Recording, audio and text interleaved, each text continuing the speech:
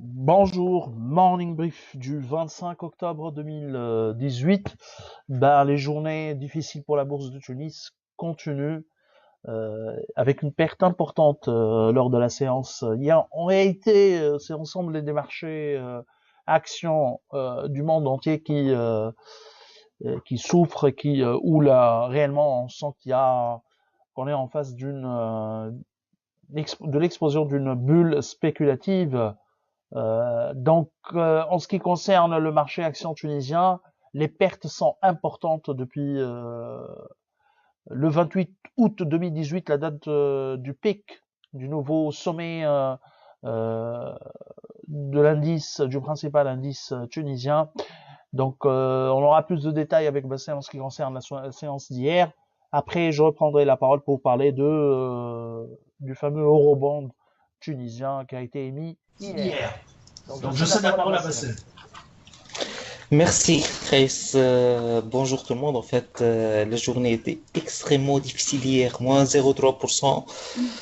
Le Tune Index a vraiment laissé des plumes depuis ce mois de novembre, d'octobre, moins 5,65%. Nous sommes à 17,19%, vraiment très très loin du sommet atteint vers la fin du mois d'août. Le Tune Index, maintenant, il doit défendre ses 7300 points. Donc, chaque semaine, il perd quelques centaines de points. Ça devient très lourd. Et, euh, et le marché ne parvient plus à sortir de cette spirale baissière. Hier, il y a eu beaucoup de baisses, surtout Carta Cement. Elle a perdu 5,47%, 1 dinar 38. Il y a également la Biat, 132 dinars 900, moins 2,99.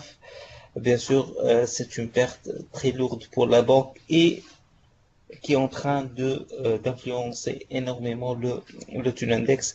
Réellement, côté baisse, il n'y a pas grand-chose à signaler, sauf une petite reprise de 75% pour les ciments de Bizert. Pas d'activité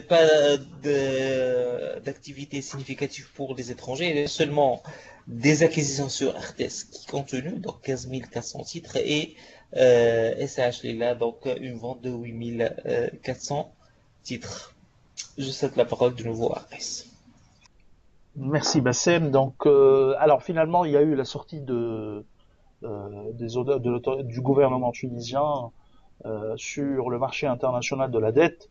Euh, C'était prévu pour le mois de mars. Aujourd'hui, on est au mois d'octobre. C'est le montant qui a été prévu pour la levée de fonds, 867 millions d'euros, il a été réduit à 500 millions d'euros.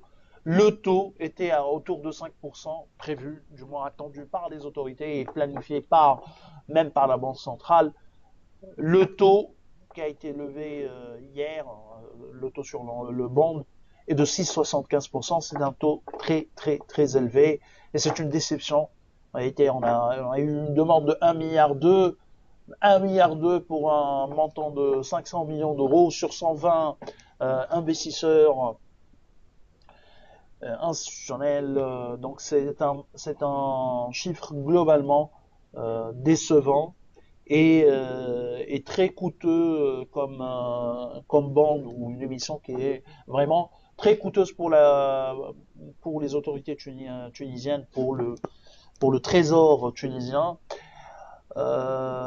Probablement, il y aura euh, une autre émission l'année prochaine, prévue dans la finance 2019, qui sera très très très difficile en termes de financement. Pour en ce qui concerne le financement du